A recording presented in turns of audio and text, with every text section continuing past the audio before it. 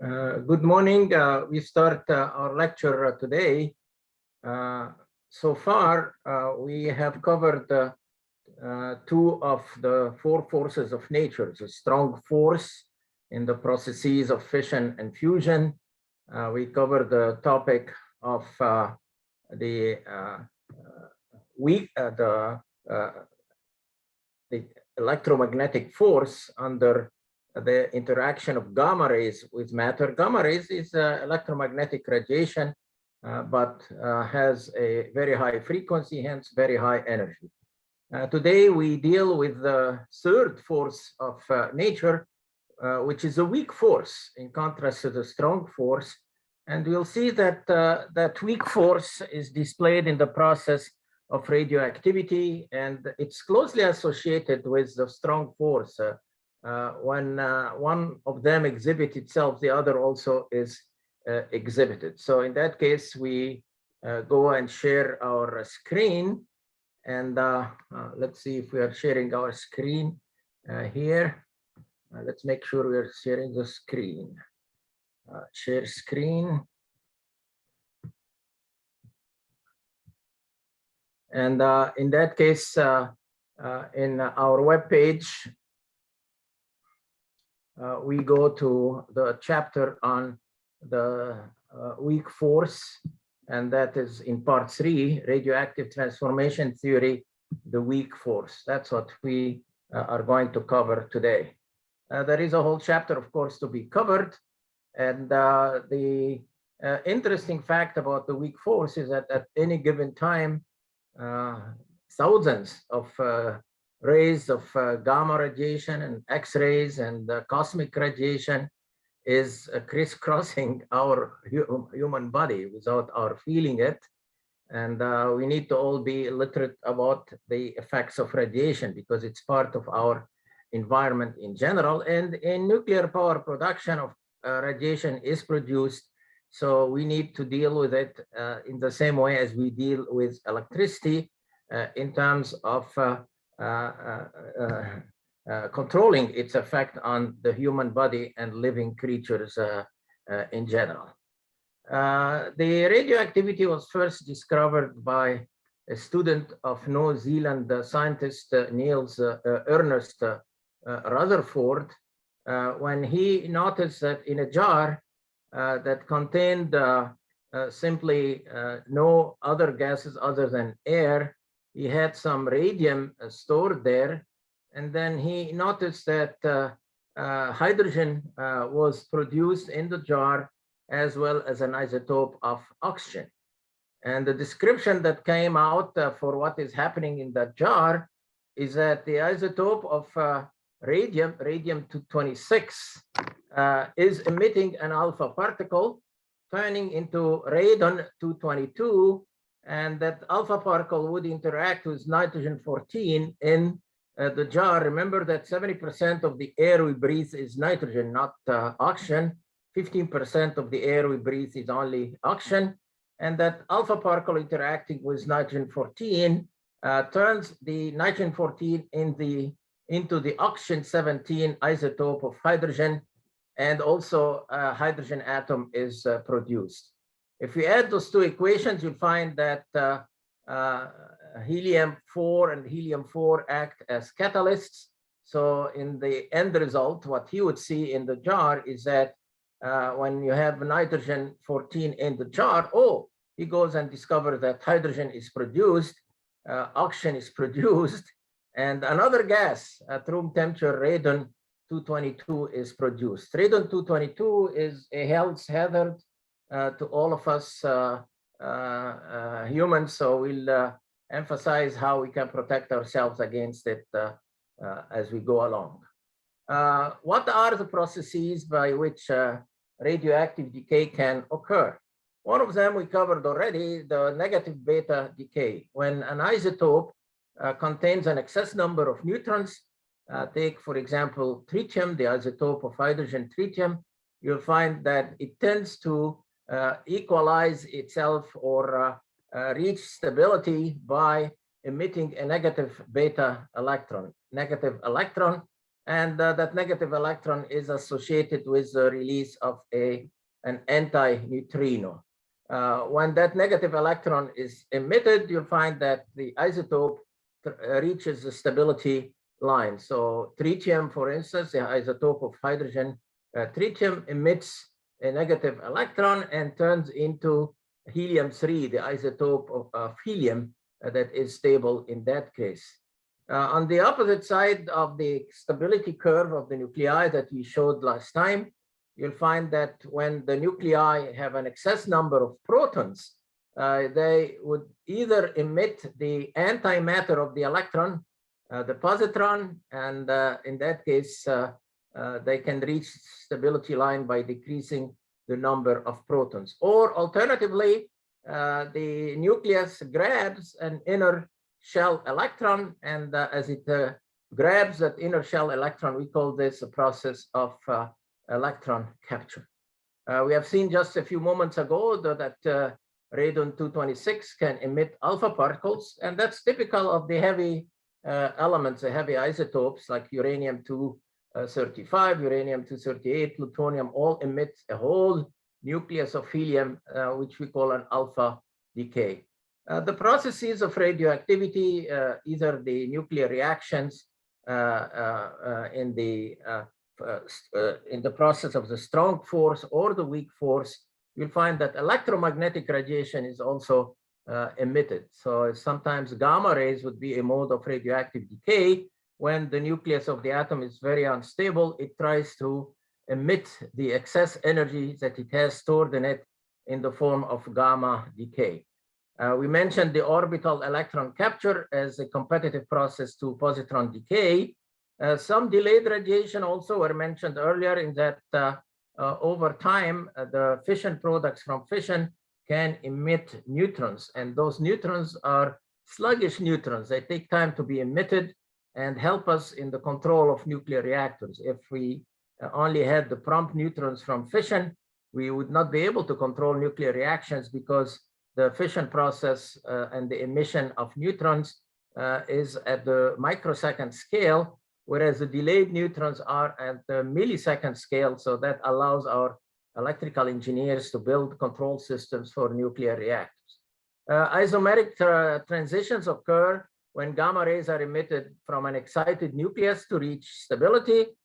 We have internal conversion, and some isotopes basically undergo spontaneous fission, like plutonium-240 would fission all by itself. And that's why we have a difference between plutonium produced for weapons, which would be uranium-238 irradiated for a very short period of time. Plutonium produced in nuclear power plants would have been irradiated for maybe a year or a year and a half. In that case, plutonium-240, the isotope of plutonium forms in it and makes it unsuitable for nuclear weapons. Some people have observed double beta decay when the nucleus is very unstable. It emits two negative electrons, and that occurs for molybdenum-92 and molybdenum-100. And even there have been observations of whole clusters of nuclei being emitted in the process of radioactive decay, like carbon-12, carbon-14, and oxygen-20. It is important to quantify the process of radioactive decay. So we would like to be able to write the law that describes the process of decay, radioactive decay. What we are interested in is, as a function of time, how many nuclei of a radioactive substance, let's say tritium or uranium or plutonium, is decaying, meaning that it is emitting radiation as a function of time.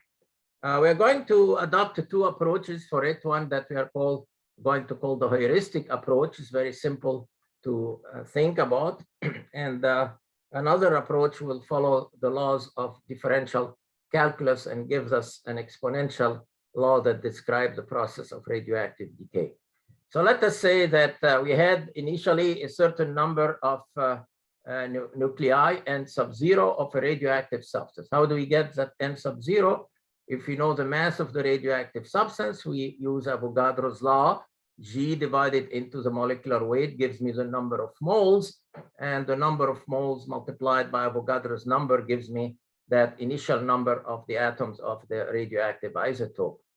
Now let us observe, it's a Gedanken experiment or the thought experiment, the time at which that initial number of the radioactive isotope has been halved. So we're looking at half the amount, and the time that elapses in that case is going to be named the half-life. And we'll see that in the chart of the nuclides, that half-life for all the known isotopes have been determined and listed for design calculations of people using radioactive isotopes.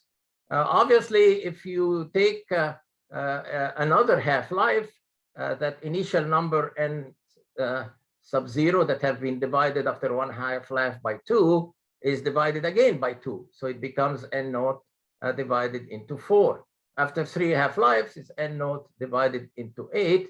And using mathematical induction, after n half-lives, n t's some on half here, you find that the initial number of atoms have been divided by 2 n times, so it's divided by 2 to the nth power.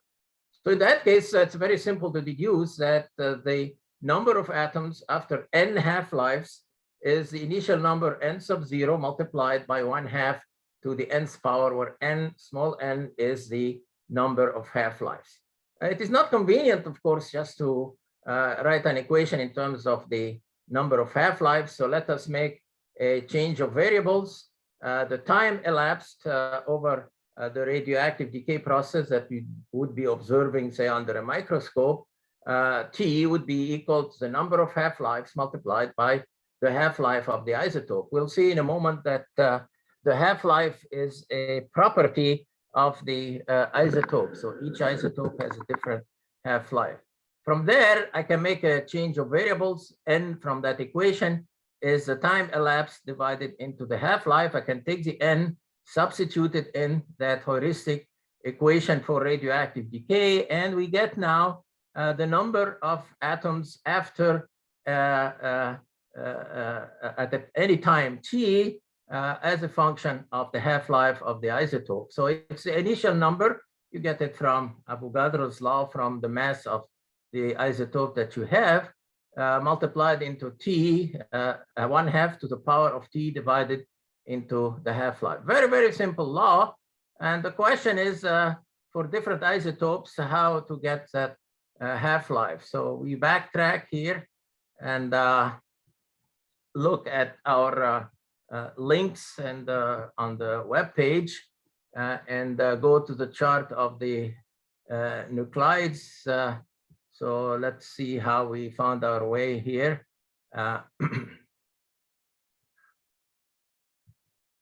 We go to the nuclear data for an internal link for the nuclear data for the isotopes of elements.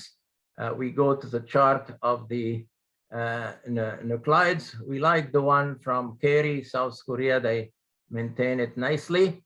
The older version is simpler to access than the newer version. And we go there and click somewhere. Then we ask ourselves the question, if I have the isotope of hydrogen tritium, what is its half-life? So here I inquire about the nuclide hydrogen. It gives me the different isotopes of hydrogen in nature.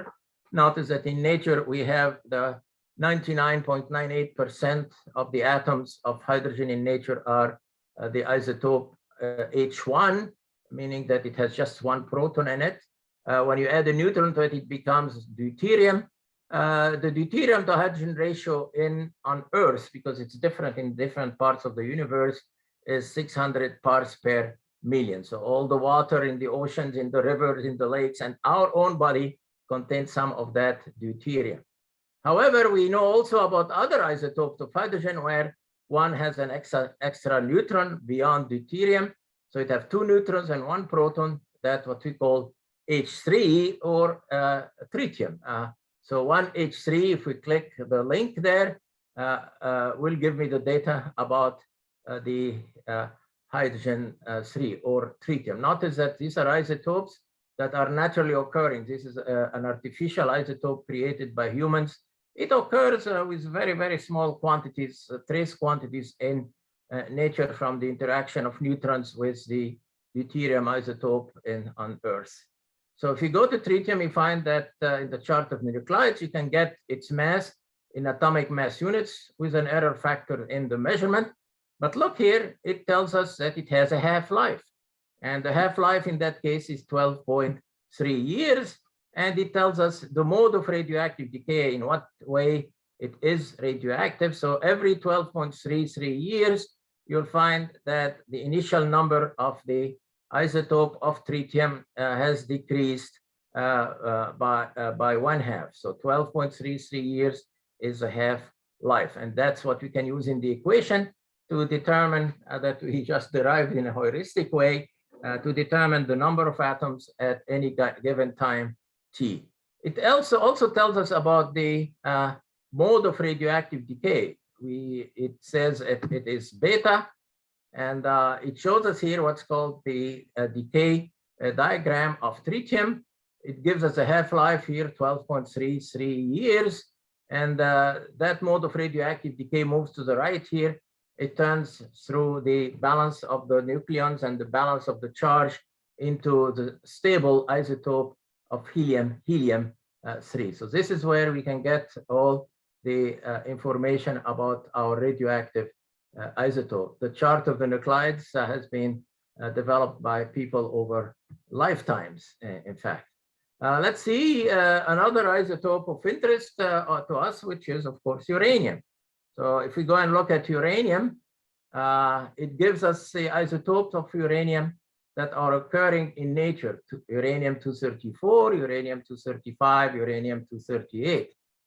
Most of the uranium in nature is 238, 99.27% on an atomic basis, and a little, 0.72%, is only the fissile uranium-235. Fissile means that it can fission with any zero energy neutron. If you just add a neutron to the nucleus to uranium-235, it will immediately fission. Whereas to fission uranium-238, you need to have a very highly energetic neutron. So we call this fissionable. We call this fissile as a terminology. Look at the other isotopes of uranium that occur, that have been invented basically by humans or generated by humans. Now, suppose that we are interested in uranium-235, more detail. It gives me the atomic mass here. It tells me the half-life. Compare the half-lives of tritium, 12.33 years, to the half-life of that uranium-235. Let's count the zeros here. You have 3 zeros, 3 zeros, 3 zeros here. So that is 0.78, not million, but billion years. So you could see here why uranium-235 and even uranium-238 would have an even larger half-life. It is the uranium, part of the uranium that existed at the time of the creation of our Earth as a heavy metal planet in what people think was a monumental explosion or a supernova, an explosion of a star 4.6 billion years ago. Remember that the age of the universe as we know it is 13.7 billion years ago. So it's young in the age of the universe that we were created, because we are nothing than the ashes of such a huge explosion of a supernova.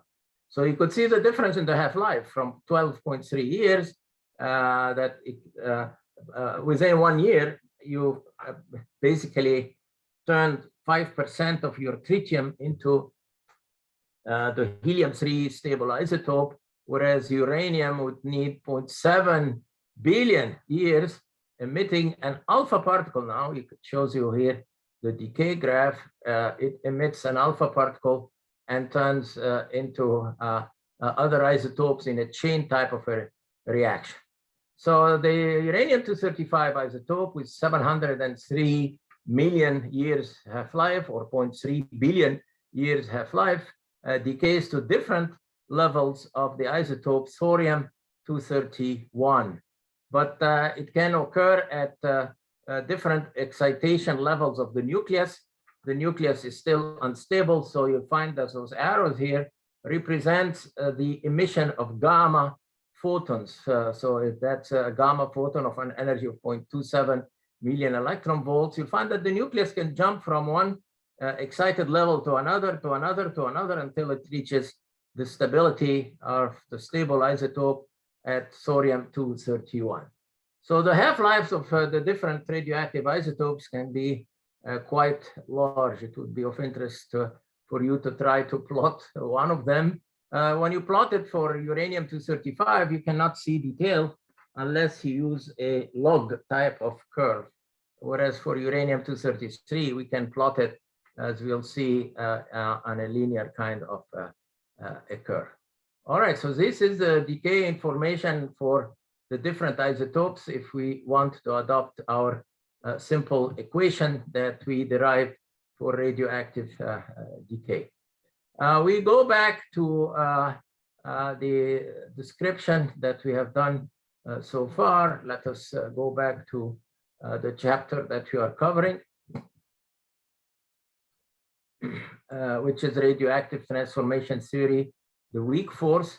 We derived that heuristic law for radioactive decay, but how about using differential calculus? And in that case, we can derive another form of that equation. So we call this the exponential radioactive decay law.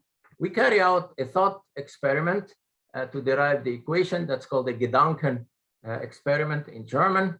And we say that the number dn of t of the atoms that undergo radioactive decay within a time period dt has to be proportional to the number present, obviously, and proportional also to the, so this is a proportionality sign right here, and to the time elapsed over which we are making our observations.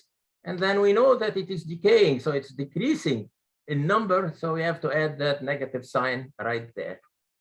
In the derivation of equations in engineering and mathematical physics in general, we can always replace that proportionality constant by a constant of proportionality. So we are going to replace proportional to by equal and add a constant of proportionality that basically we call the decay constant. And the convention is to use the lambda. It cannot be confused, should not be confused with the symbol for the wavelengths. Lambda is our decay constant in our very simple differential equation here, because now we can take dn by dt divided into t dt here, and we can get a rate equation. dnt by dt is equal to minus lambda n of t. Let's solve that simple differential equation here. So we separate the variables. We take n of t on one side, on the other side of the equation. So we get dn of t divided into n of t. That should be equal to minus lambda dt. What did we do here? We did a separation of variables to solve that very simple first order differential equation.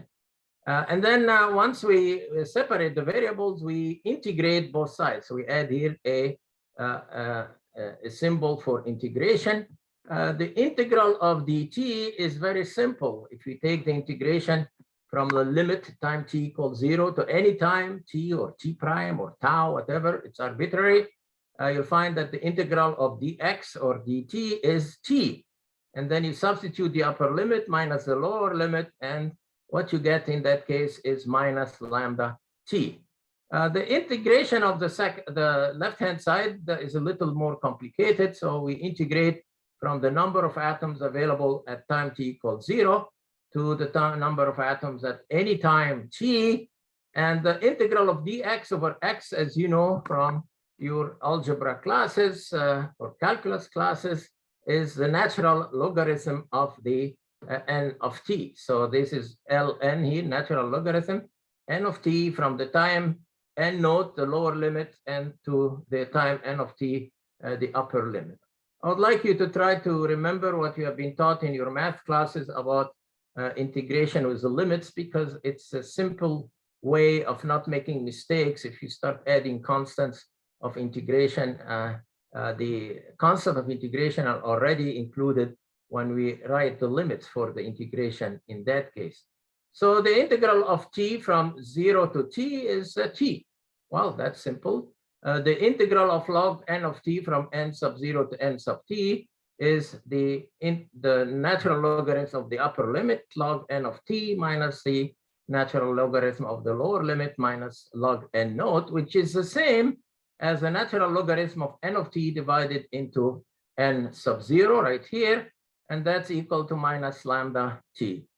A trick in solving differential equations, which we are doing right now, is whenever we want to get rid of a natural logarithm, you take the exponential of the logarithm. So if you take the exponential e to the log x, that is equal to x. So if we take the exponential of both sides, e to the log x becomes n of t over n sub 0. And the exponential of e to the minus lambda t is e to the minus lambda t. So we end up with that the number of atoms as a function of time is the initial number multiplied into the exponential function to the power of minus lambda t. Well, it is not, this doesn't contain the half-life that we have seen is given to us empirically from our data warehouses. We are using the terminology of the information age that we can go and mine for that data. So we need to relate that lambda here, the decay constant, to the half-life. So what is a half-life? According to that equation, if we take n of t divided into 2, that is the half-life. We can substitute for t now the number half-life, and we have the half-life for all the known isotopes in nature and created by humans in the chart of the nuclide. So let's take n after one half-life. So that should be the initial number divided into 2 by the definition of the half-life, and that it will be n sub 0 e to the minus, instead of t here we write t sub 1/2, which is the half-life. N of 0, n sub 0, and n sub 0 cancel out. So we have now 1/2 is e to the minus lambda t, the half-life.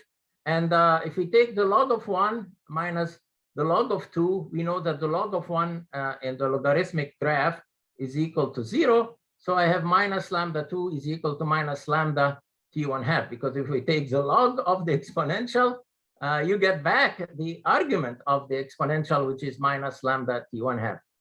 Two interesting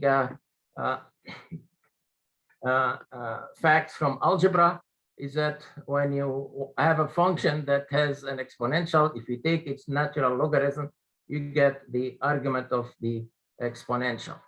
All right, so in that case, we get immediately from this that the decay constant is related to the half-life by a very simple relationship, that the half-life is equal to the natural logarithm of 2 divided into the decay constant. And because we use that natural logarithm of 2 quite a bit of times, we know that it is 0.6931. So from there, I can deduce that lambda is equal to the natural logarithm of 2 divided into the half-life, or 0.6931 divided into the half-life.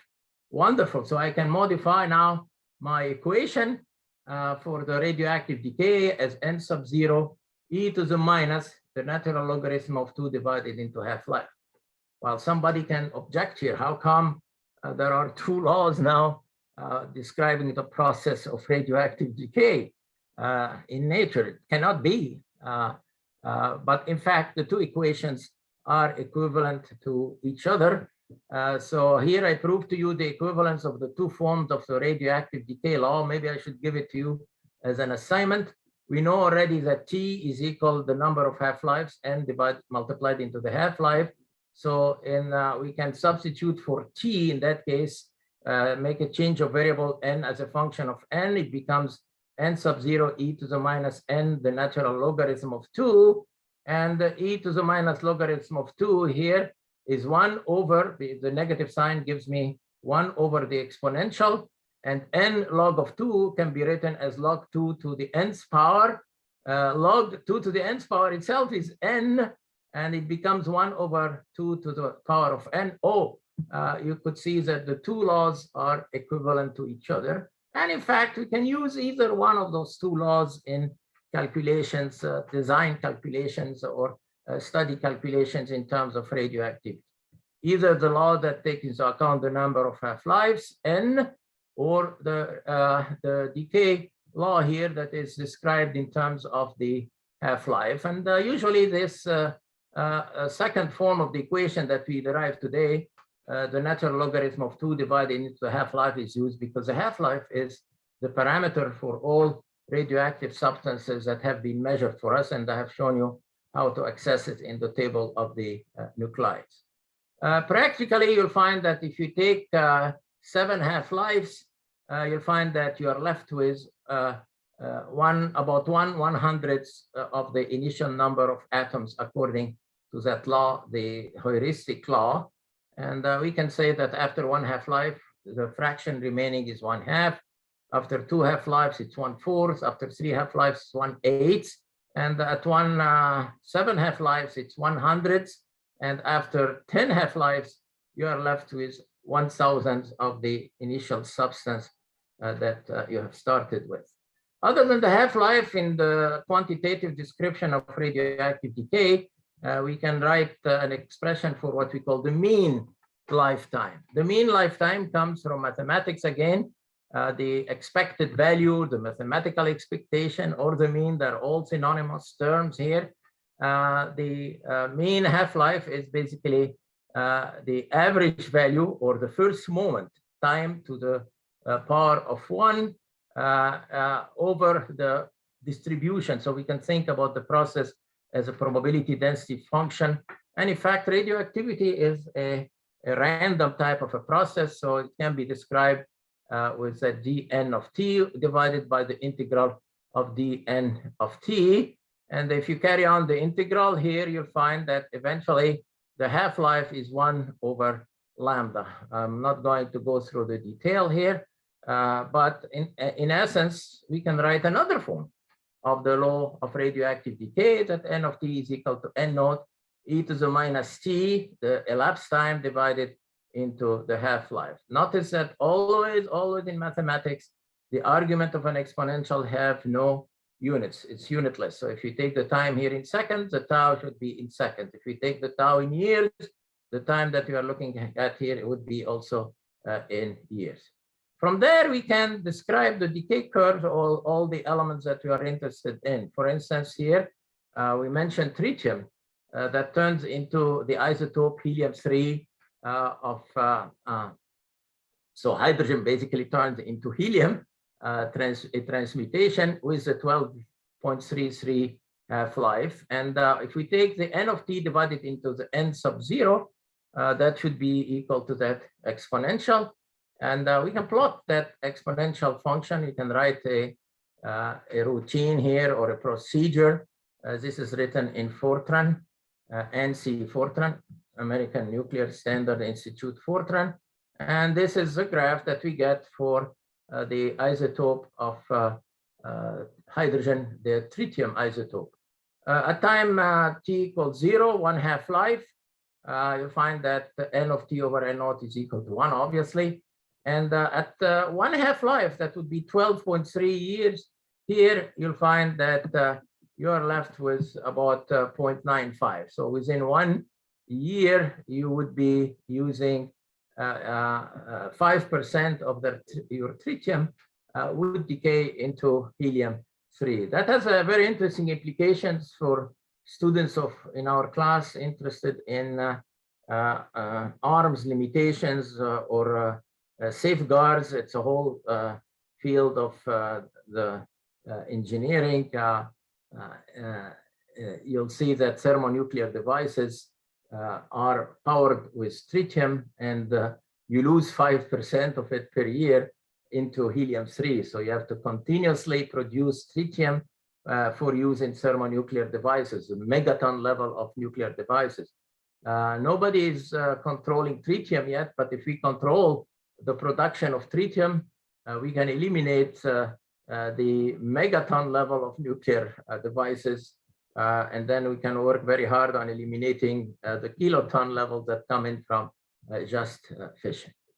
Okay, wonderful. So in that case, we have a quantitative way of describing radioactive decay. And the question now comes on how do we measure it? And the measurement comes in not by looking and counting under a microscope the number of atoms at any given time. The counting comes in by using instrumentation. The instrumentation can count for us the rate of release of the radioactive decay products like the electrons or the gamma photons. So we go back to our heuristic equation, and we said that the rate of emission dN by dt should be equal to d by dt n sub 0 e to the minus lambda t. The n node comes out, the d by dt of the exponential gives us the exponential, which gives us n of t back again, and then the d by dt of the argument gives us minus lambda. So we have basically a first order differential equation that describes the process of radioactive decay. We call it the rate equation in mathematics. And the activity is the quantities that we can measure, how many emissions of the radioactive substance happen in a given time. So in that case, the electronic engineers among us designed for us the instrumentation that can measure that rate of radioactive emissions. That rate of radioactive emissions obviously is a negative quantity, but when we want to measure it, we are interested in the magnitude of it. So we take the modulus of the rate of emissions, and it becomes lambda n of t, and that quantity is what we call the activity of the radioactive isotope. So in that, instead of measuring n of t, which is impossible, we measure the rate of emission of the radiation with our instrumentation, and we call it the activity. You notice that the activity at time t equals 0 is lambda n naught. So we have a law of radioactive decay for the activity that is the same as the law of radioactive decay when you have, because lambda and lambda occur on both sides, it's the same equation with the initial activity decaying as an exponential as e to the minus lambda t. Lambda is a decay constant, which is the natural logarithm of 2.6931 divided into the half life. If you measure any quantity like a distance, you say a meter or a kilometer or a mile, when we measure radioactivity or the rate of emission of radiation, we have to use units. So in the SI system of units, the Système International, the name is given by the name of Henri Becquerel, the French scientist who discovered radioactivity. And 1 becquerel, and the unit in that case, abbreviated as BQ, is 1 transformations per second. You can use transformation per second, you can use decay per second, but the unit is becquerel. That SI system unit supersedes the initial conventional system of units, where a unit was given to honor Marie and Pierre Curie, who also worked on radioactivity. And the Curie is a larger unit for the measurement of radioactivity. It's 3.710 to the 10th power becquerel. And why is it that it's 3.710 to the 10th power? Because Pierre and Marie Curie discovered, well, they discovered 2 elements. The first one was radium, and the second one was polonium, because Marie Curie, she lived in France, but was a native of Poland. She named the second element that she discovered there as polonium.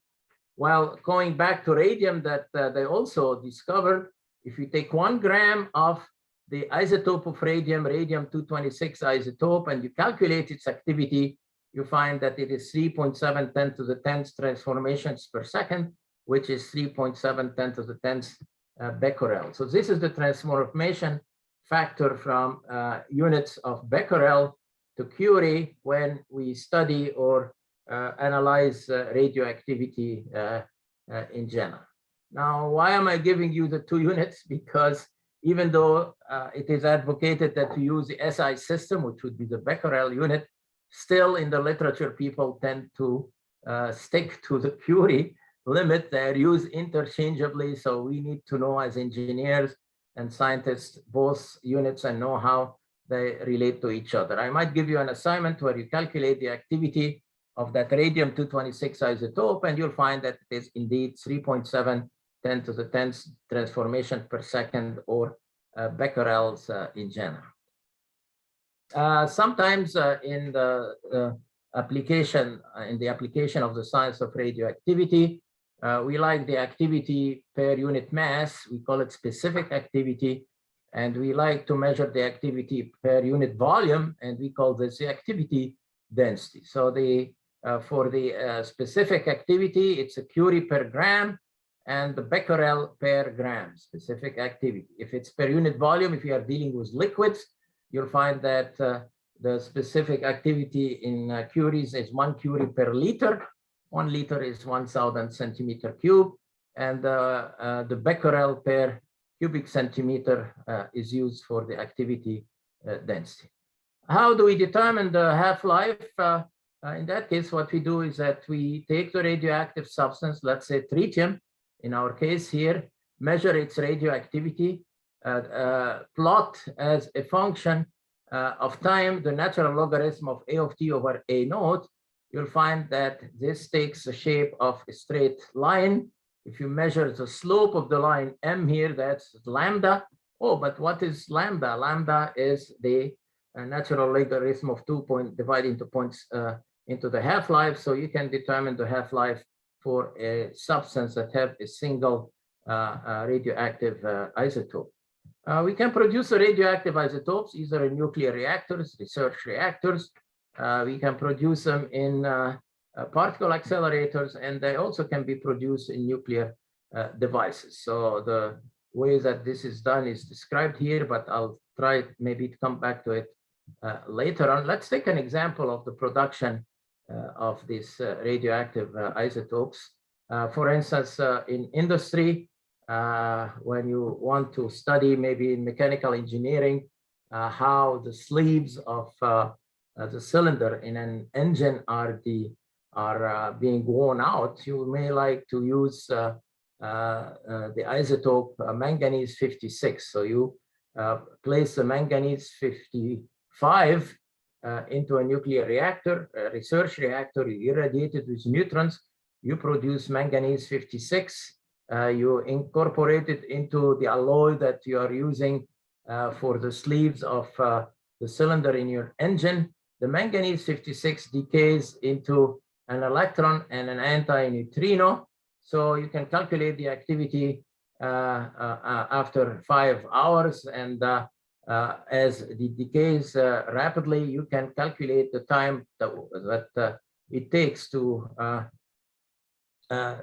maybe the sleeve to be worn out in the engine. So in that case, the applications go between many different fields of science and engineering.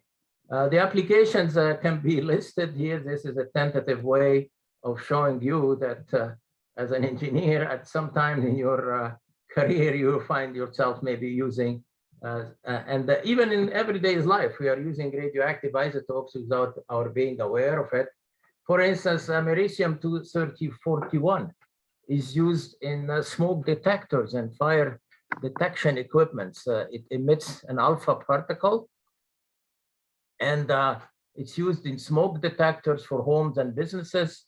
If the smoke comes in between two electrodes, you'll find that conduction occurs. That would be an open circuit. The smoke closes the circuit and you hear the alarm. So that has saved countless lives by giving people an alarm about the existence of a smoke, maybe in a kitchen or in a loft in a home.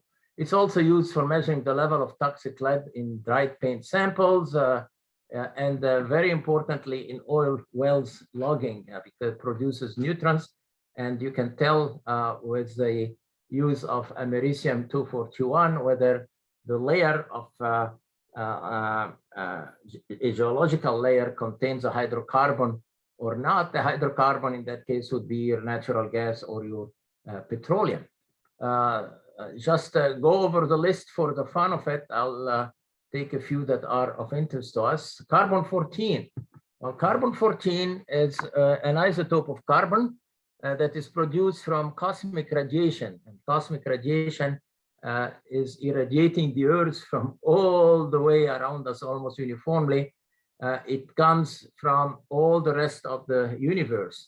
Cosmic radiation could be atoms of iron, maybe, that have not an energy, not in the million electron volt only, but maybe in the Geiger electron volt, very highly energetic particles. It comes to the upper atmosphere, and then it generates a shower of lower mass particles. These would be the pions and the muons, particles that are 200 times the mass of the electrons, but they also produce tritium.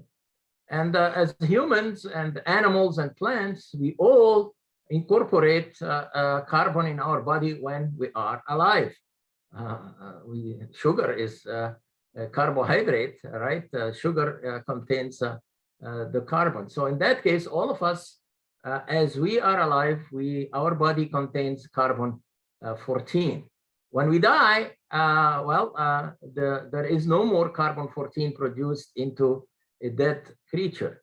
So the carbon 14 then that exists in a given creature can give us an indication about the time over which it has died in the past. So that's why what's called is carbon dating in archaeological kind of devices. You get a sample maybe of charcoal, you analyze how much is the carbon 14 of it. I can give you a problem maybe on it, and in that case you can calculate the age at which that carbon has stopped being produced in the tree, in that case that formed of charcoal, or the bones of a mummy in some olden grave. And that is the process of carboradiological dating. You can also estimate the age of the rings in a tree, and that would be used in research, ensuring that new drugs are metabolized without forming harmful byproducts. So scale of carbon 14 is a very important element, and all of us, humans, animals, and plants, have it as long as we are alive. When we die, it starts decaying, and its half-life is long enough to determine archaeological dates, 5,730 years. Cesium-137 is a very important fission product from the fission process. It emits a very powerful gamma rays, and those gamma rays can be used to treat soft tissue cancer.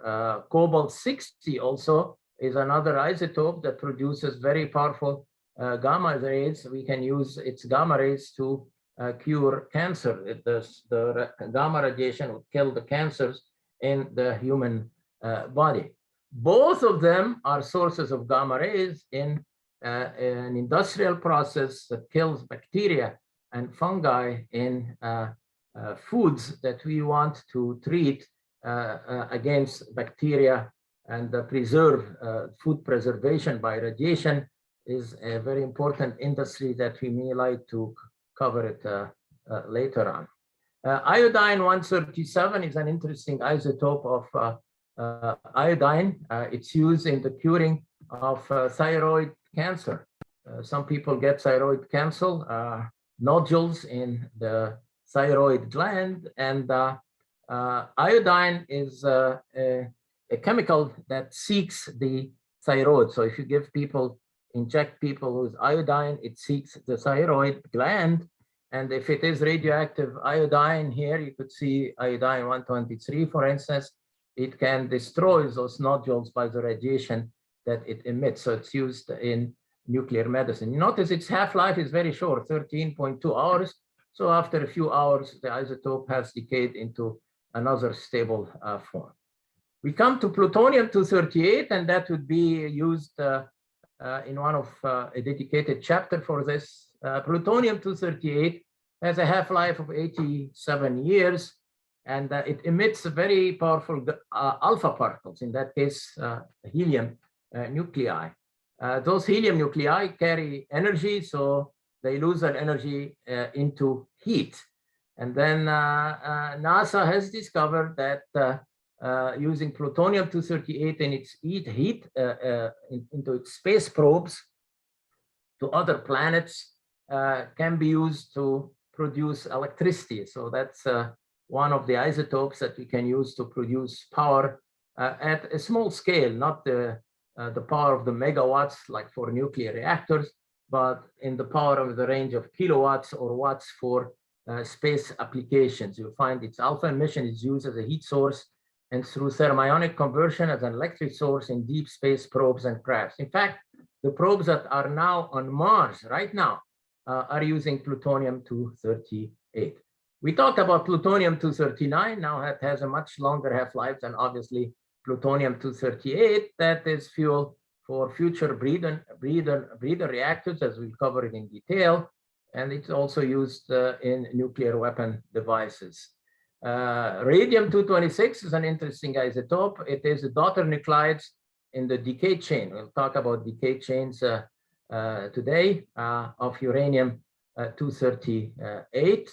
Radon-222 is a very important isotope. It's also a decay product of the decay chain of uranium-238, and it is present in most rocks and even not necessarily granite rocks. Oh, in fact, if you visit Central Station in New York, it is built with lots of granite, and granite contains uranium. Uranium decays into radon-222, and you find that there is a large concentration of radium right there. But homes, when you buy a home, you need to run a test on the existence of radon-222, especially if you buy a home in the Rocky Mountains around Colorado or in the Appalachian Mountains in New York or Tennessee. You'll find that they're built on formation that contains granite, and granite contains uranium. Uranium decays into radon-222. Now, radon-222 is very interesting in that at room temperature, it turns into a gas. It has a very low boiling point. So it is emitted from the basements of homes if they're built on formations that contain that granite. So if you buy a home, you buy a kit from a hardware store that would be sent to a laboratory to measure the level of radon. Don't buy the house when you graduate, and buy your first house if the radon 222 is too high. In fact, the Surgeon General warned us about the effect of cigarettes, but he also warns us about the deleterious effects of radon 222. So there are remedies in that you can cover the basement with a layer of plastic and provide good ventilation for your home in general. Thorium is an isotope, is an element, in fact, that is in nature thorium-232, one single isotope, thorium-230. And it has a long half-life, 7.7, 10 to the 4th year. And it has an abundance in nature that is 4 times the abundance of uranium. If you irradiate it with neutrons, you can turn it into an isotope of hydrogen, uranium-233, and uranium-233 itself now can be used to produce fission because it's an odd-numbered isotope.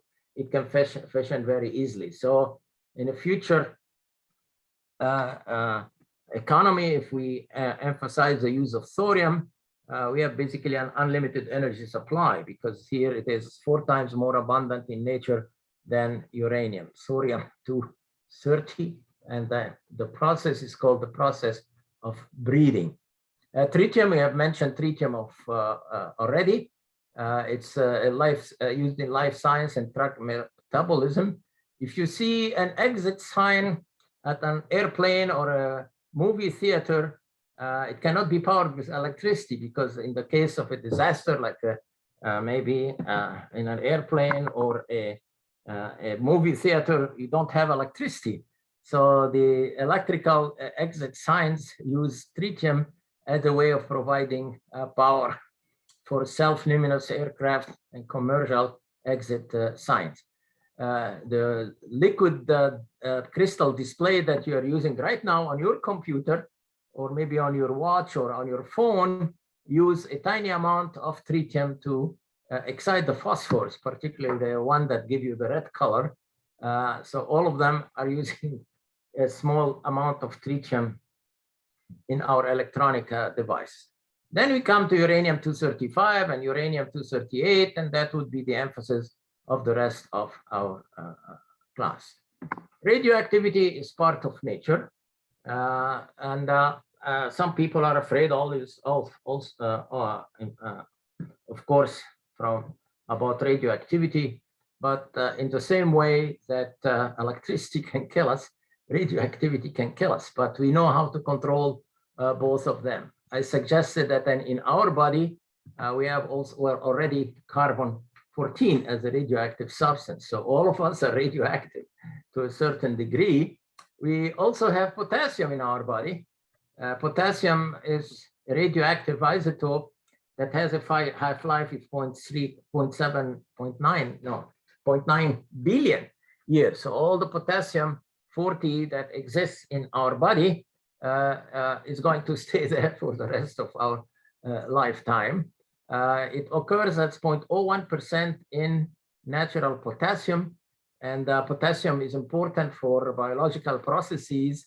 And in fact, if you drink Gatorade, look at the ingredients, you'll find that it contains some potassium, because athletes need that potassium as an electrolyte to keep our heart and our muscles and our vital organs all functioning in general.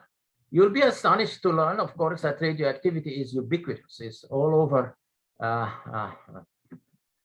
around us in all our activities. If you eat salad oil, you'll get yourself per liter of salad oil 4,900 picocurie per liter. Pico is a unit of 10 to the minus 12, very small amount. Curie is a unit of activity as we defined it earlier. Any liquid that contains any solid like milk, whiskey, beer, and even tap water contains some level of radioactivity that we drink in it, and there is no way of avoiding it. Some foods like Brazil nuts that are common around Christmas tend to concentrate thorium. In that case, you find that they have 14 picocurie per gram. Notice here we use the unit of activity density. Here we are using the unit of specific activity or activity per gram. Interesting enough, bananas contain the electrolyte that's important as a nutrient, in fact, in that case. And bananas tend to have a high concentration of potassium. So that's good if your body needs potassium, but if you get it to an excess, it can harm the heart in particular. Tea contains some radioactivity. Flour, so imagine all the bread we eat contains some radioactivity, and peanut butter also contains radioactivity. Now we have studied the process of radioactivity of tritium. Tritium turns into helium-3, so that's a one-step decay chain, meaning that the tritium turns only into helium-3. But in fact, most of radioactive substances follow a chain in their decay. So let us study some of those chains. If you have a 3-member chain, for instance, the first member decays with according to the decay equation, but what decays there becomes a source for the second element in the chain, and then the chain itself decays again, and then the third element can decay into a stable isotope. Some people were concerned about the processes of radioactivity generation in nuclear reactors, so they wrote the differential equations for an N-member chain, and we'll see that those chains can occur even in some natural isotopes for uranium and thorium, for instance. The decay chain description for N elements that would happen, say, to the fission products produced in a nuclear reactor have a general equation that's called the Bateman's equation. So the Bateman equation gives us a solution which is a summation for each one of the isotopes according to their respective exponentials and decay constant, where that A sub m now is a symbol for the product of the decay constant divided into the products, the pi sign of the difference in the decay product. So if you have to deal with a decay chain, say in the fuel cycle in nuclear reactors, That's the equation that we use. It's called Bateman's equation. Somehow processes of equilibria happen in radioactive decay chains when the half-lives are of the parent nuclide are larger than the daughter nuclides. I give you an example between the activity becomes almost the same. For instance, there is an equilibrium between the radium-226 and the abundance ratio between radium-226 that we mentioned earlier to uranium-238 is 2.79 million. So you'll find that you can deduce a half-life of the longer-lived isotope, billions of years. You cannot measure that in the lab for uranium-238 from its balance with the isotope radium-226 in its own decay chain. So we're talking about decay chains here. So what are those decay chains? Decay chains follow some kind of recursive formulae, and there are 4 of them that are very common. One of them is the uranium-238 chains. It follows a recursive formula, as we'll see, of 4n plus 2, where basically the different isotopes differ from one element to the other by a factor of 2. The thorium 230 chain, thorium-232 is designated as a 4n chain.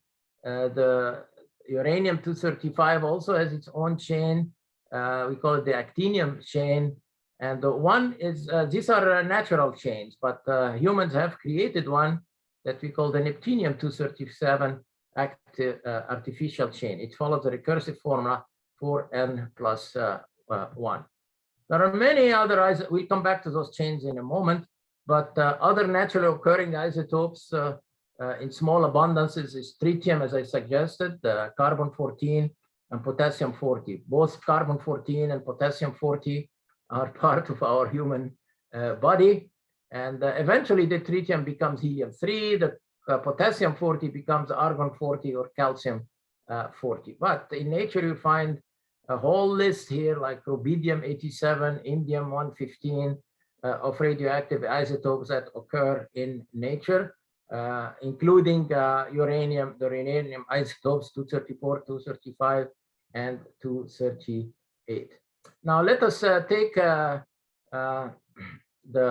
one of those chains here and describe it in detail. These are different chains, but let me just take, since we are talking about chains, let's take one of those chains that we described, and that would be the, we said that there is one for uranium-235 and there is one for the uranium-238 and one for the thorium isotopes. So let's start with the uranium-238 decay chain. Let's list here the atomic number on that column. And in the graph here, we are going to describe the 2 processes of beta decay, which increase the atomic number by 1 unit because it's a negative electron being emitted. And the process of alpha decay, which decreases the atomic number by 2 units. So if you emit an alpha particle, it contains 2 protons, so it decreases the the atomic number by 2. Let's start for the decay chain of uranium-238. So if you go into the table of the nuclides, you go and get the link for uranium-238, and it tells you that its half-life, it's 4.51 billion years, 10 to the 9th billion years. And it decays through the emission of an alpha particle. So if it emits an alpha particle, its atomic number decreases by 2 units. And the element that has an atomic number 90 is thorium. And it emits 4 nucleons, 2 protons and 2 neutrons in the alpha particle. So you'll find that uranium-238, by emitting an alpha particle, becomes thorium-234. While thorium-234 itself is unstable, but it doesn't emit an alpha particle, it emits a beta particle with a 24 days half-life. So you'll find that atomic number 90 here increases by 1 unit.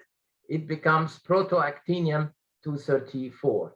Protoactinium-234 itself emits another beta particle and becomes back again uranium-234, which has a much shorter half-life, 2.48 10 to the 5th years compared to uranium 10 to the 9th year.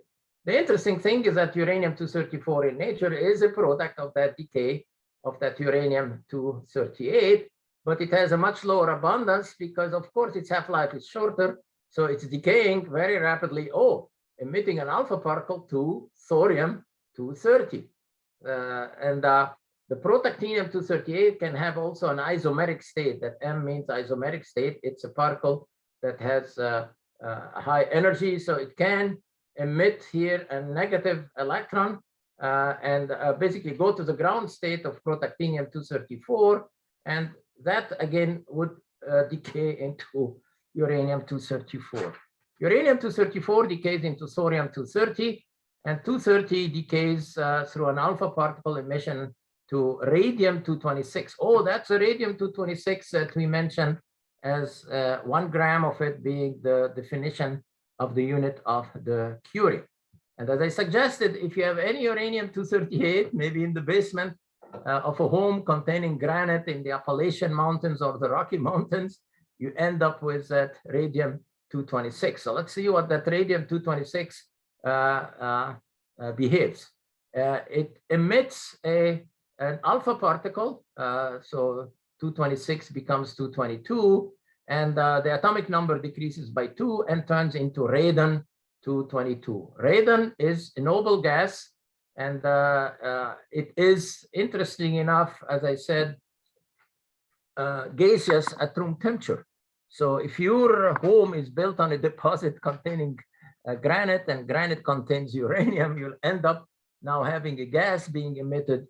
In fact, in any room, radon is has any rocks or bricks used in it, and even the construction materials like the gypsum would contain some radium-222.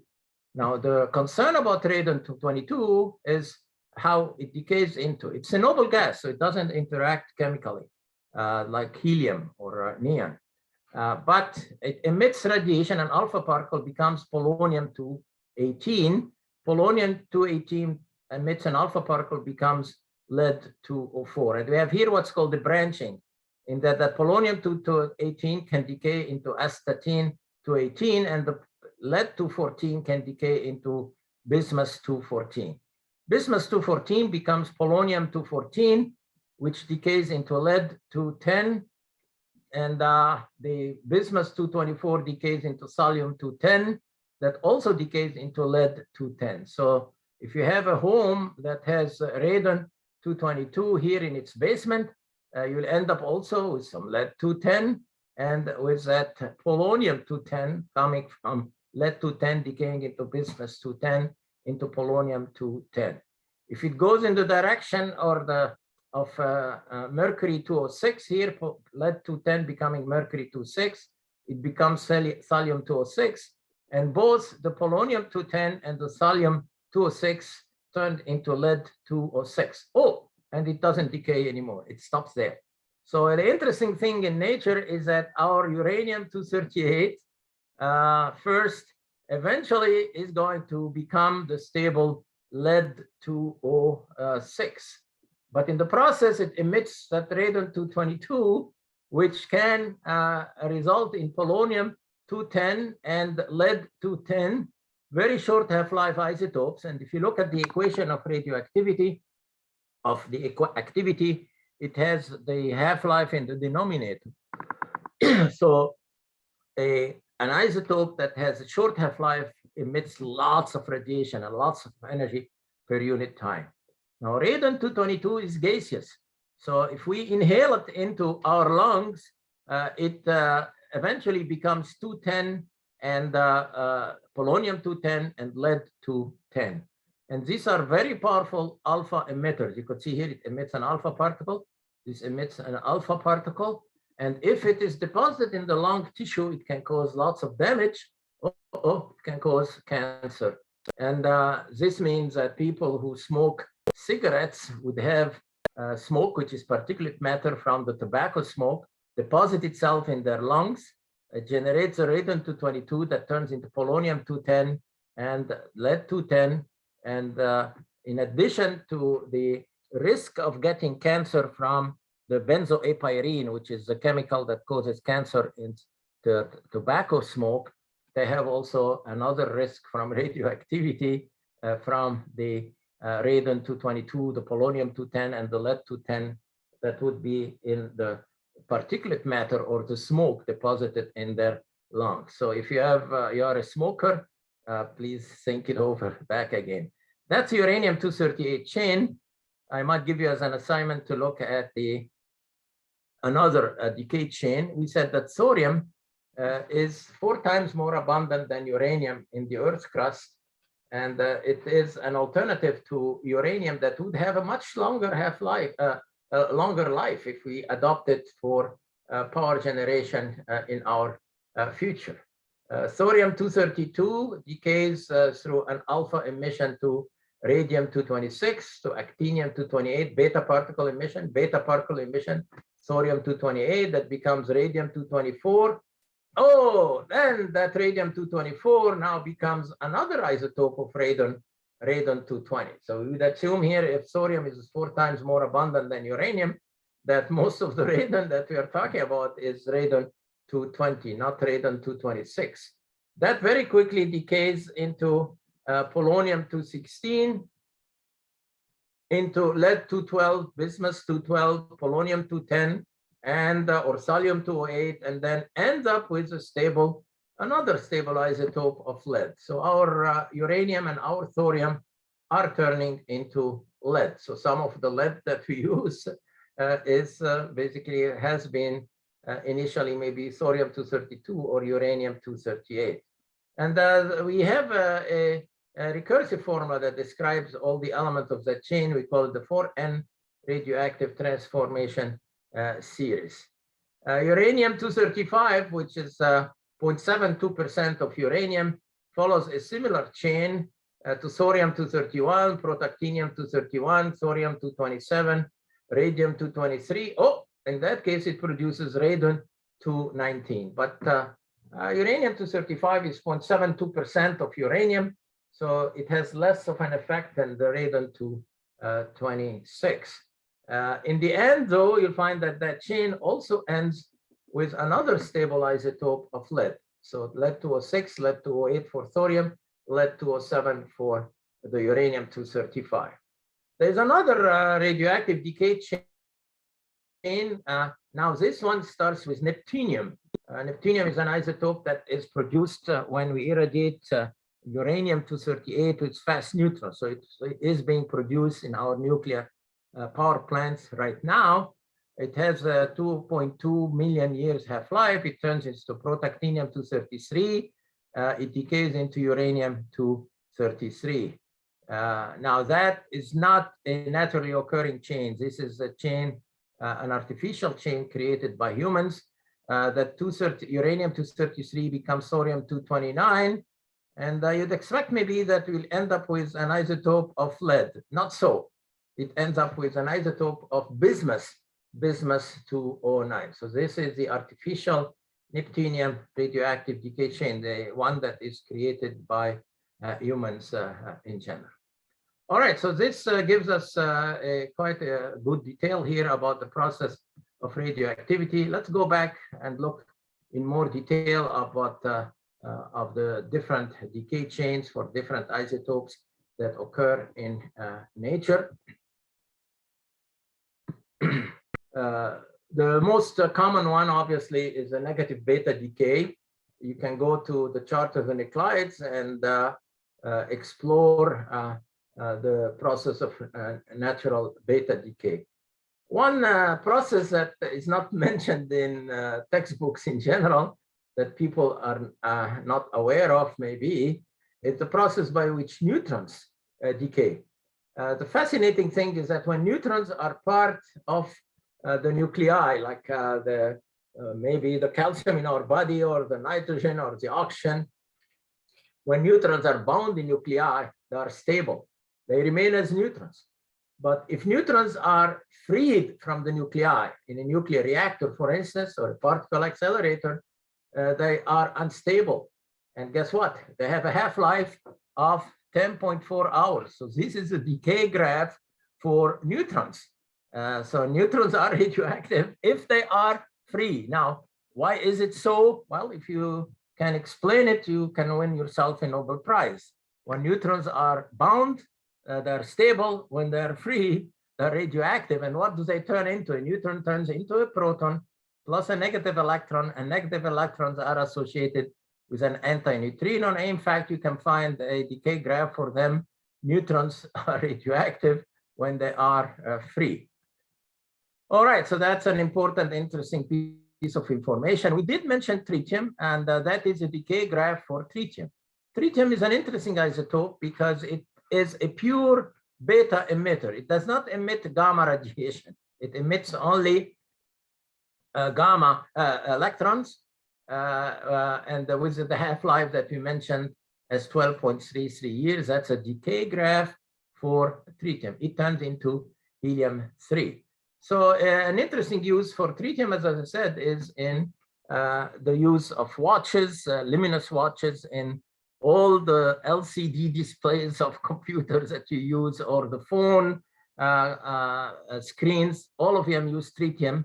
The tritium that we get it from Canadian reactors, a CANDU type of a reactor, where they use deuterium or a heavy water containing the isotope deuterium rather than hydrogen, like in ordinary water.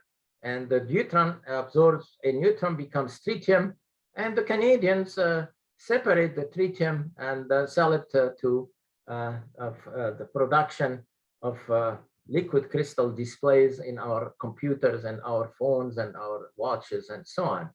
The tritium produced in the United States is primarily used in the maintenance of thermonuclear weapons, because the DT reaction can be used in conjunction with hydrogen bombs, and in the spiking, increasing the energy release from fission weapons. Because it doesn't emit gamma radiation, it's relatively safe. It emits only the electrons. The electrons can produce a small amount of X-rays. They lose their energy through a process called Bremsstrahlung. Bremsstrahlung comes from the German Bremsen, Strahlung. Bremsen means breaks, Strahlung, radiation. So it's a breaking radiation. So the electrons emitted on your liquid crystal display produce a small amount of X-rays, but they're not producing gamma rays. So it's an isotope that can be used in nanotechnology safely. Nanotechnology, well, we are using here nano or micro electromechanical devices. You can have a source of electrons for engineers, a source of electrons, electrical engineers. The source of electron is a source of current. So nano devices, or in the area of micro electromechanical devices, MEMS, as it's abbreviated, tritium becomes a very important isotope available to engineers and scientists. As I said, the opposite of negative beta decay is positron decay. In that case, it's nuclei that have an excess number of protons. And in fact, the proton in that case can turn into a neutron plus a positron plus not an antineutrino, but a neutrino by definition. You just define the antineutrino as associated with negative beta decay. So any element, any isotope that has an excess number of protons, you can guess is going to undergo positron decay. Remember, the positron is the antimatter of the electron with a different charge, the positive charge. Take, for instance, nitrogen 13. It has 7 protons or 7 electrons and 13 minus 6 neutrons. So 7 protons and 6 neutrons makes it proton rich. You'll find that in that case, it emits a positron, C plus 1 electron. That's an antimatter of the electron, the positron, and decays into conservation of charge. 7 should be equal to 6 plus 1, and 13 is 13 plus 0. The electron mass or positron mass is not 0, but it's so small compared to 13 that we simply ignore it in the balancing of the equations. And in that case, when positrons are emitted, you have neutrinos rather than antineutrinos emitted. So this is the decay graph for nitrogen 13. You could see that it shows here a beta plus. In the case of tritium, you'll find that in the decay graph, that line goes from left to right. See here, left to right for the beta minus decay, whereas here in the case of the positron decay, it goes from left to right and is given a different color. 99.8% of the time, you get a positron decay. We mentioned that there is a competing process to it, that at 0.2%, it's EC for electron capture. Another very important isotope that emits positrons is fluorine 18. Notice here that, again, we have a proton-rich nucleus. You have 9 protons and actually also 9 neutrons compared to the normal fluorine. So it tries to turn into oxygen 16 by emitting a positron or emitting or undergoing an electron capture process 3% of the time. The half-life is 1.9 minutes, so about, let's say, 2 hours, very short half-life. So it is used in nuclear medicine in the process called positron emission tomography, PET. You may have heard about it. It uses that fluorine 18 isotope that emits that positron. Now, positron doesn't stay there as a positron emitted from the isotope. You'll find that it finds an electron, and once it finds an electron, you have now an electron mass 0.51 million electron volt and a positron mass 0.51 million electron volt. And I mentioned that to you in the previous chapters, that in that case, the positron in our universe decays by the interaction with the electron that it finds and turns into 2 photons of radiation, 2 gamma radiation. And that's a process by which we can tell that mass turns into radiation, and radiation can also turn reversibly into mass. So in that case, you emit 2 gamma photons, you get a gamma camera that detects that reaction. That happens primarily in biological processes, and positron emission tomography can give you more information about the functioning of the different organs, like the cells in the brain, than CAT scanning or computed tomography in general.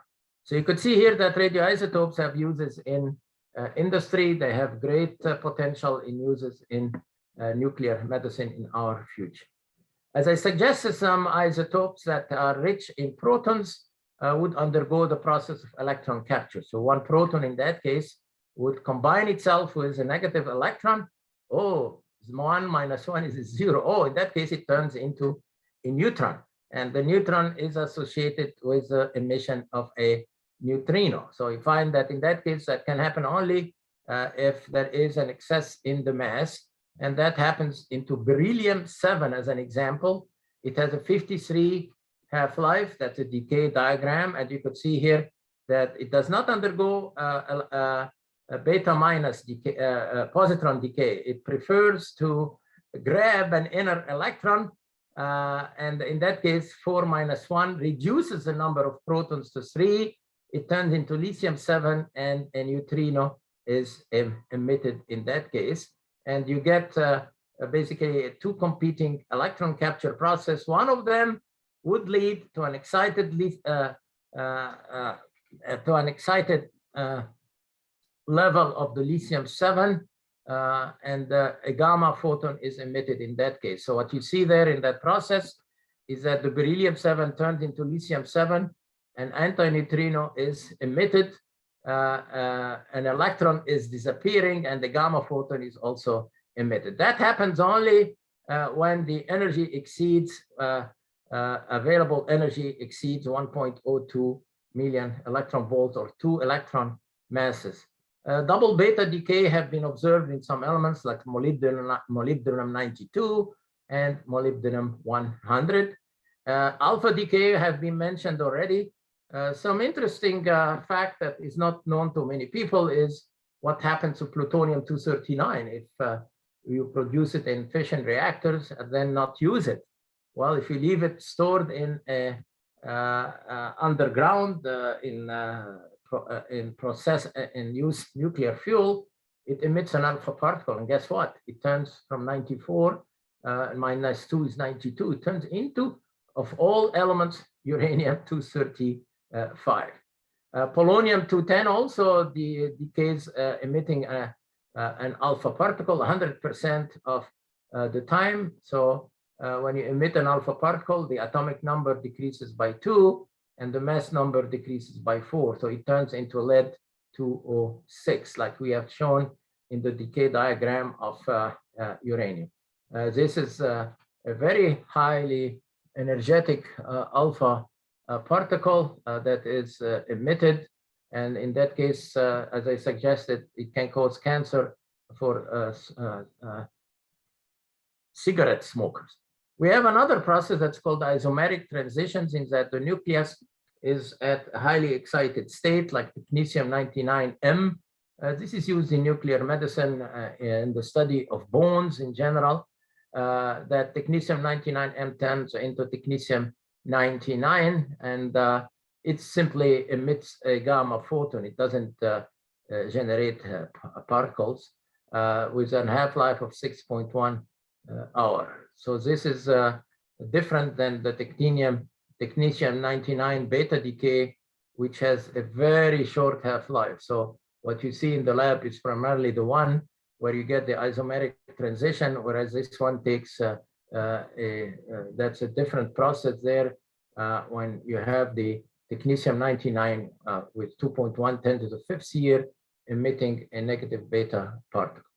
Other processes are internal conversion, like technetium-99m turning into technetium-90, and a negative electron is emission. I mentioned the delayed particle emissions from fission products. This produces neutrons with have a delayed nature, so their half-life is practically longer, and that allows us controlling nuclear reactions on the basis of delayed neutrons rather than on prompt neutrons. Cluster decay have been also observed in that whole nuclei of carbon-12, carbon-14. Example, radium-221 can emit a whole atom of carbon-14 with a Q value of 32 million electron volts. So it's a very, it's a favorable process that can happen. Neptunium-237, all those elements here, isotopes can produce cluster decays that have been observed, but they are much rarer than the beta decay that we have seen earlier.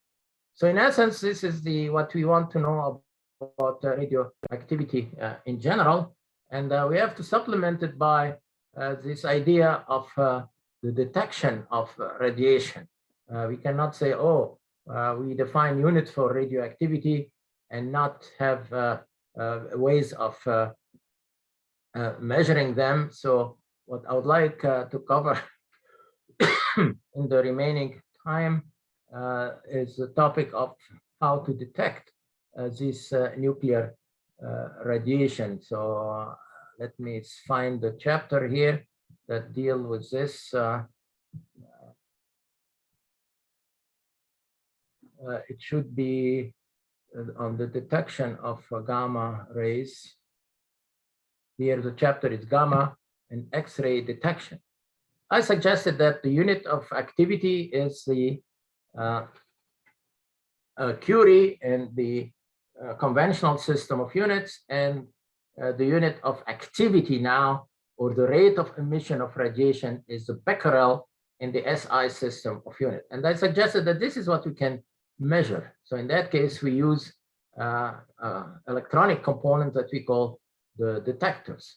And I am describing it for the case of gamma radiation, but it also applies to other nuclear reactors.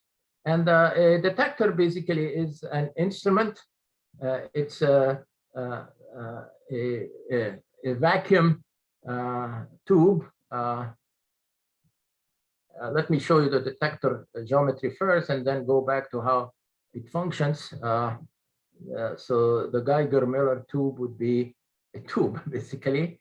And let's look at the circuit here, the electronic circuit. So you have a tube that has a vacuum created in it. So then you fill it with the gas like neon.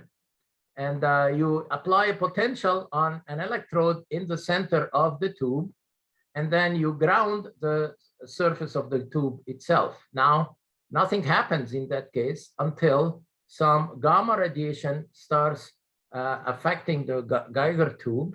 Geiger-Miller, actually, the name for it, Geiger-Miller detection setup. And as we know, the gamma radiation can interact by different ways with the neon gas inside the tube. Compton scattering can occur, the photoelectric effect can occur, the Compton scattering can occur, pair production can occur. As a result, you create a charged particle. If you create a charged particle here in a vacuum tube, you'll find that you get a discharge between the grounded surface and the electrode in the center. Once that discharge happens, it's taken through a shunt here capacitor, 2 resistors, and you find that you get basically a pulse every time there is a particle of radiation that generates one of those processes of gamma ray interaction with matter. So you create a shunt 500 volt DC shunt, and you find that on that capacitor, that pulse is shown on a display, on an ammeter. Basically, you'll find that one pulse after the other is generated after each emission of radiation. The Geiger-Miller tube depends on the voltage here that we put on it in how it functions in general. So let's see here, if you place it at an anode voltage in the range below 500 volts, it acts as what's called an ionization chamber. And in that case, the number of ions collected is maybe 10 to the 6th or 10 to the 5th.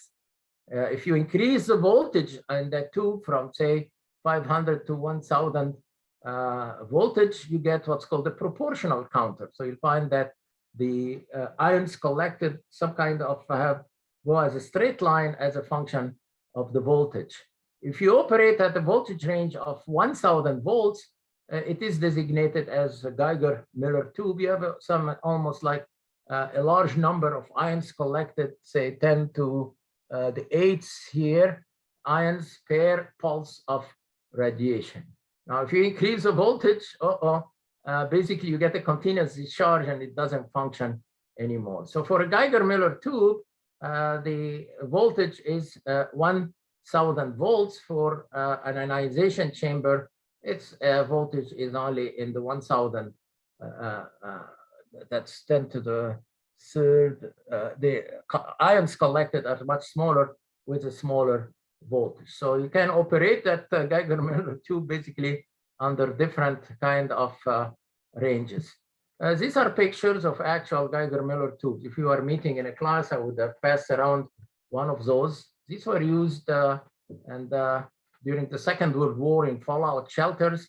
This is ionization chambers. They are gold leaf electroscopes. You might have read about them, where they are charged with a charger here. And then as radiation comes through them, the charge is dissipated and you can look through a display into an eye with your eye through the tube here, and you can measure the degree by which the gold leaf has lost its charge, and that's a measure of how much radiation that tube has received. You could see here a clip, because that would be clipped to the pocket of any person working in a radiation environment, and the radiation gets recorded over his lifetime on the job. This is a portable Geiger-Miller tube in that case, in that the detector is the tube can be connected by a wire, or the whole thing can have the tube inside it. And on the display, it gives you a measurement of the rate of emission of radiations in counts per minute or counts per second. Counts per minute or counts per second, that is the becquerel. And in that case, you can measure the radiation that is around you. It's not just those counters are not just used for the detection of gamma rays. They can be used for the detection of other forms of radiation. The Geiger-Müller tubes can take all those different shapes here, tubes and flat. In that case, you place the tube right next to the material. At airports, all luggage is checked for any kind of radiation after your luggage is checked in for any form of radiation. Another form of radiation is what's called the scintillation detectors. I'll describe it to you in a moment. It's just a ways of magnifying the pulse of radiation that you are getting. So you put it through some electronic devices, and this is the realm of the electronic engineers. So they have really fascinating work in the making there. And photomultiplier tube. So in that case, if you have a source of radiation, you put it through a photomultiplier tube. The source of X-rays or gamma rays is multiplied in an electronic device. It's a photomultiplier tube. The photomultiplier tube basically gets different electrodes placed at successive larger sizes up to 1,000 volts, shunted with resistors, as you could see here. So an electron emitted for a gamma photon comes in here, emits an electron. The electron goes into an electrode, and one electron now is multiplied. This is a photomultiplier tube into 4 electrons, or 4 electrons multiplied again into 2. So you find that you can multiply a single photon into a large number of photons, and in that case, you get a pulse output, and you can measure radiation to very low level, even to at the level of single atoms in the human body. Sodium iodide is a good scintillator in the multiplication of these electrons, and photoscintillation tubes are made mostly of a crystal of sodium iodide, because it simply produces lots of electrons. For those interested in the electronics, I invite you to read about it. Most novel or newer detectors use semiconductors. So silicon, obviously, germanium, cadmium telluride, mercury iodide, and gallium arsenide are all used for different applications and different levels of detection of radiation. If you are using neutrons, you need detectors that operate at cryogenic temperatures. So you find that physics laboratories where radiation is measured always get a supply of liquid nitrogen and liquid carbon dioxide for these are the flasks that contain the cryogenic substance, the liquid nitrogen or liquid carbon dioxide. And in that case, you shield them against radiation. They have to be operated at cryogenic temperatures. And this is a liquid nitrogen vertical dipstick, cryostat, as they call it. And in that case, you can not just detect gamma radiation, but you can detect electrons and detect neutrons in that case. This shows us the energy resolution with different modes of application of the detector. For the proportional counter, the X-ray, sodium iodide for different sources of radiation, but cryogenics and are used primarily for the detection of neutrons. The field of detection of radiation has to do with radiological security. It is a field that is used by different nations to monitor each other's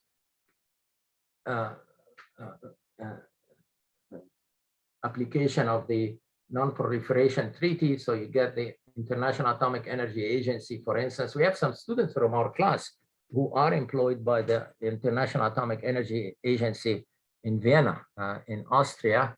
And this is basically the IAEA monitors all nuclear reactors in the world, inspects them with inspectors from different countries for the commitments to the non-proliferation treaty. So it's used in emergency management, in first responding, and all transportations on the highways are being checked by when a truck is passing through one of those measurement areas. You'll find that they check it for the transportation of any kind of nuclear materials. And in one instance, a trivial kind of situation, a policeman detected radiation from a truck. He stopped it. He found pedestrians going to Chicago for tables in the restaurant there. And it was emitting radiation. So when they investigated it, they discovered that a cobalt-60 source from a hospital was sent to Mexico as basically as waste.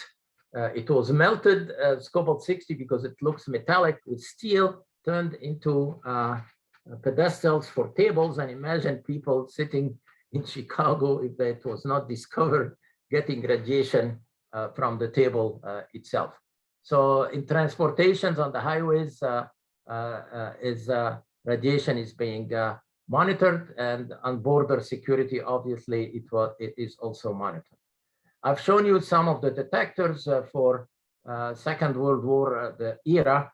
They're not in use much today. They're given to high school teachers for demonstrating to students. But today, the dosimeters are more like solid state dosimeters. Look at this. This is a color of a coat. And you clip it here on the coat when you get into an area that has radiation. So it's a very tiny device, a solid state using integrated circuits. But when you get into or out of any nuclear installation, you have to go through a radiation monitor to make sure that the person has not been contaminated with radiation coming out, and not just the contamination, but of course, that is not stealing or taking some radiation sources getting out. Trucks getting in and out from national laboratories has to, and trains actually, you can think about the train being here, they go through those portals here, and those portals really are proportional counters. So if there is any source of radiation in the truck, that is also being monitored. For seal and clandestine systems at airports, and of course, you could see this type of a camera at all kinds of places that you go to, including supermarkets. These are surveillance cameras. As I suggested, you can monitor also any waste that's generated from nuclear power plants. This is a handheld identifier, checks the contents of a drum. For neutron emissions, you carry a neutron probe, and you have to have a cask here to get the cryogenic material for the scintillation counter. It needs to be active cryogenically. This is the new personal radiation monitors. It gives you a measurement of the level of radiation in units of what we are going to call the sievert later on. Some radiation is emitted from the surface, alpha particles. So in that case, you get the detector to touch the surface, called the survey meter for beta, alpha, and X-ray identification. So it's a whole field of engineering, the design and the operation of these electronic devices. This is called the survey meter. It's a modern one using solid state physics. And if you go to any installation and you work at the installation, you go through a whole body count at the beginning of your occupation. And every day, every once in a while, they can count the number of atoms. It's very, very, very sensitive. It counts the number of atoms in your body for any sources of radiation like strontium-90 or cesium-137. That's the whole body contamination. You get in and out from a nuclear installation, you are checked. At many installations that are not even nuclear, like even a coal power plant, you'll find that they'll have those area radiation monitors. They are not very prominently shown, but at any events like a football team game, for instance, you'll find those big vans here This is a mobile monitoring van trying to protect the public against possible radiation events, terrorism facts, and the like. So today, what we cover here really the third force of nature of interest to us, other than the strong force, the electromagnetic force, radiation, gamma rays detection. We today cover the source of the third force of nature, which is the radioactive decay process. I'll give you some problem on this tomorrow, today. So I'll just go back to the chat room for any questions. And I hope if there were any questions, you can also direct them to our TAs, Anchal and Alvaro. Anchal has posted her office hours. I'll post the office hours for Alvaro first chance today. Do you have the date and time for the midterm? I already. Oh. Yes, okay. Go ahead. Oh, I was just about to say I already posted my office hours as well on Canvas. Okay, so it is posted on Canvas already. Thank you. That's a good step there, but it will be posted on both sides.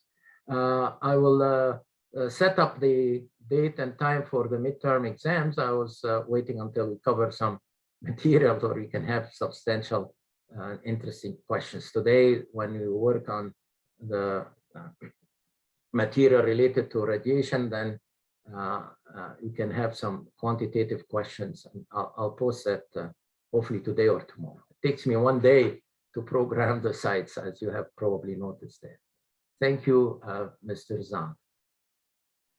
I would plan it probably after maybe the first midterm after the 4th of July holiday. It gives you some time to study the material that we have covered so far. If there are no questions, the class is excused and the TAs, the co-hosts are also excused.